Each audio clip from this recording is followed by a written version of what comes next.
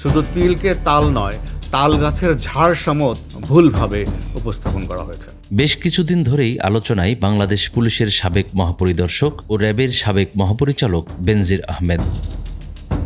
সম্প্রতি একটি জাতীয় দৈনিকে বেনজিরের ঘরে আলাদিনের চেরাগ শিরোনামে একটি প্রতিবেদন প্রকাশ করা হয়, যেখানে বলা হয় বেনজির আহমেদের বিপুল পরিমাণ অবৈধ সম্পদের খোঁজ মিলেছে।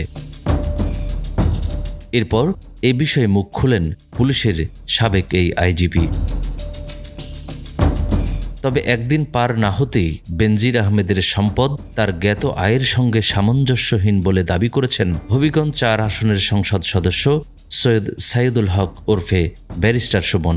তিনি দুদকের কাছে সেই সম্পদের তদন্ত দাবি করেন। একজন আইজিপি মহোদয়, উনার যদি এত সম্পদ হয়, পরে বৈধ অবৈধের প্রশ্ন।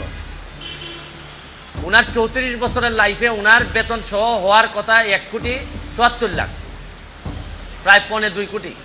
কিন্তু ১.২ কোটি তো উনার বেতন টেতন মিলে, আর উনার মেয়ে আর বউ মিলে মাশাআল্লাহ প্রায় কয়েকশো কোটি। আলোচিত এই আইনজীবী দুদকের কাছে একটি আবেদন জমা দেন। আবেদনে বেনজির আহমেদ সহ তার পরিবারের সদস্যদের নামে থাকা সম্পদের তদন্ত করার অনুরোধ করেন। আর দুদক যদি মনে করে না এত বড় জিনিসের বিরুদ্ধে যাওয়া যাবে না, তাহলে তো আমার মহামান্য সুপ্রিম কোর্ট তো আছেই, এইসব জায়গায় নক করব। আমার কথা হচ্ছে যে ভাই কতটুকু করতে পারবো জানি না, তবে চোখ রেখে বলতে পারবো যে আমি চেষ্টা করে গেছি।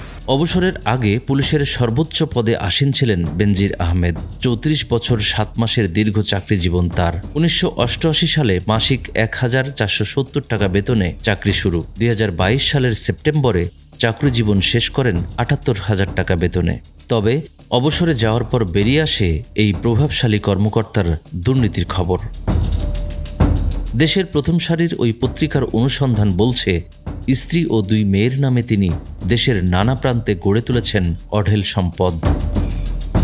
এসব অভিযোগের প্রেক্ষিতে পুলিশের সাবেক মহাপরিদর্শক বেনজির আহমেদ তার ভেরিফাইড ফেসবুক পেজে আমার কিছু কথা শিরোনামে একটি ভিডিও বার্তা দেন।